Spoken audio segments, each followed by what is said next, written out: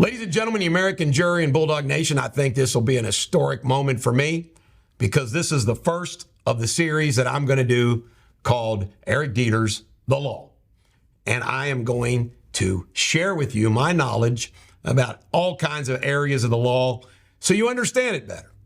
And I have chosen, because it's very relevant in my life these days, I have chosen what's called a false claims case. The false whistleblower cases.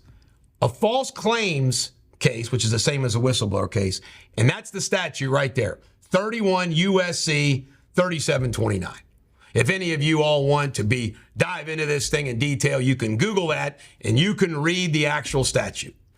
All cases, all rights to bring a legal action have to be given to you by a statute from the federal government, state government, or what we call common law, which is, example, negligence. These cases are also called a qui tam, which means in the name of someone else. I'm going to explain how this works in a minute. Who can file one? Now, this is really, really important.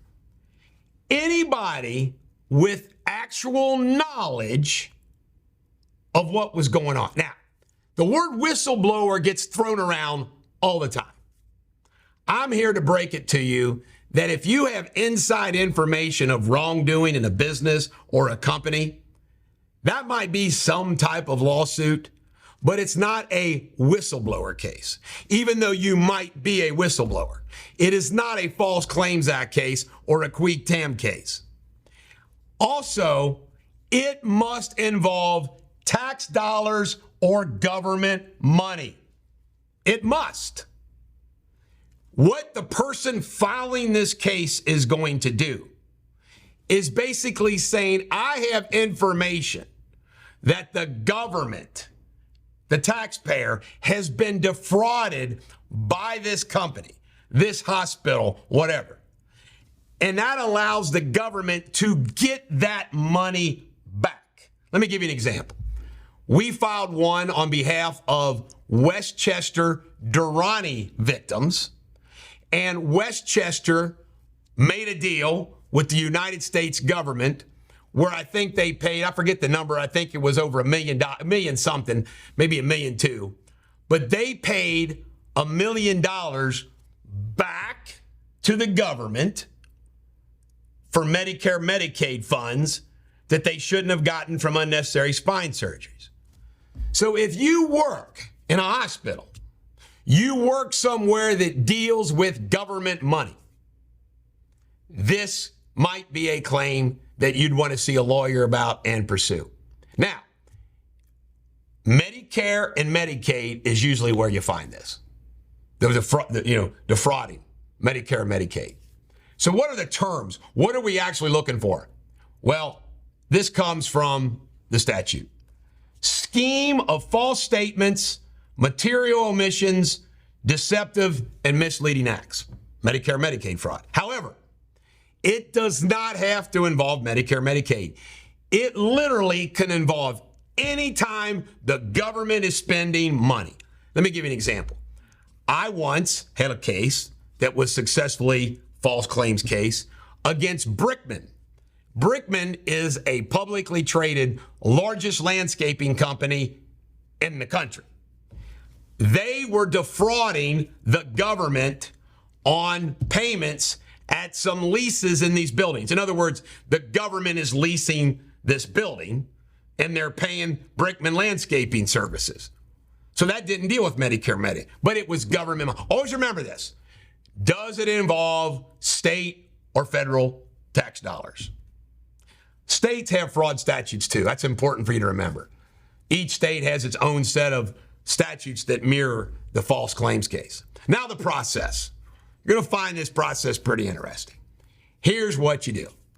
First, you go to a lawyer, obviously, and they'll get all the facts from you. And you have to send something. I like to put this up on the screen, Josh.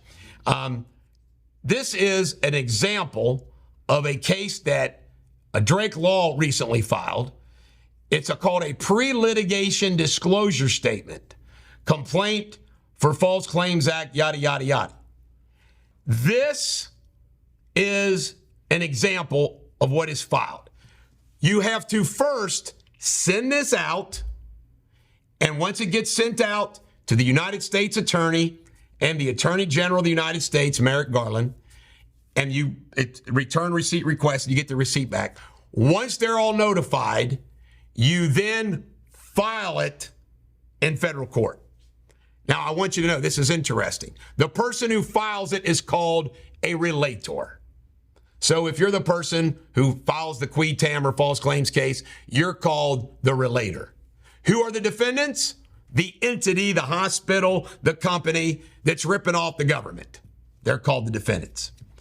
Now go to the next page.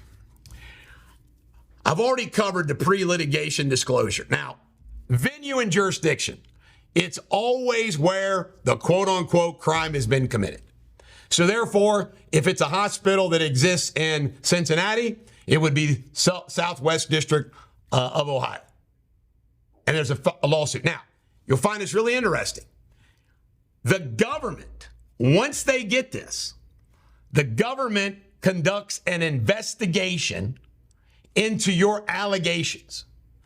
The defendant doesn't even know it yet. This is all confidential. It's all sealed.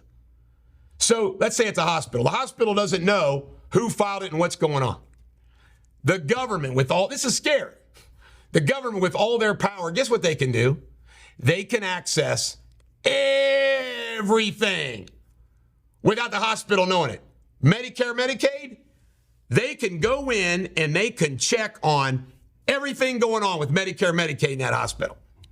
And they can look to see if what you're alleging is true, if it's going on. Here's what happens next. They contact a lawyer that's representing you, and they'll say, here's what we found. This is what we found. And it'll either be good news or bad news. Good news, meaning they found something, and then the government has the authority to decide to take the case. Now, what's in it for you as a whistleblower? That's what we're calling whistleblower. 20% of whatever is recovered. So, for example, if you're working in a hospital in the billing department, and you know that hospital is screwing the taxpayers and the government out of $100 million. True story. If you got the government goes and gets that $100 million back from that hospital, you get 20% of that. Wouldn't you like to have a $20 million payday? Can you imagine that? You get 20, if it's $1 million, you get 200,000. And the lawyer usually takes a portion of that to help you get it. All right. Who is the victim in these things? The taxpayer is the victim.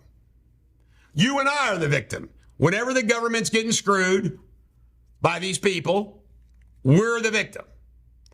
The government gets to decide whether to pursue the case. Now, this is really interesting. The government will tell you, yes, we're going to take this case. When they take the case, they let the defendant know, and it's on. Process doesn't take very long. Now, if they decide not to, the government says, we found a little bit, but we don't want to pursue this case. There is a mechanism that you and your lawyer get to pursue the case on behalf of the tax doc. In that case against Brickman, that's what happened. The government said they didn't want it. I took it anyway, and I was the champion of the people, recovering money that Brickman had cheated somebody out of, the government out of. But that's how it works. You get 20%. So that is a qui tam false claims whistleblower case. That's all rolled up in one. That's what they're called. It's a very, very powerful mechanism. I probably left a few things out. I do this without a script, just a little bit of an outline there. Remember, if you've got anything, remember, you gave me lots of information during the vaccine COVID battle, which led to a massive billing fraud case against St. Elizabeth Medical Center. If there's anything that you know about, please feel free to contact me, text, email me, and I'll hook you up with the lawyers in my world. I'm a consultant, so I'm able to work on the case as well as a consultant. Nobody has assembled a better team of medical fraud specialists than yours truly.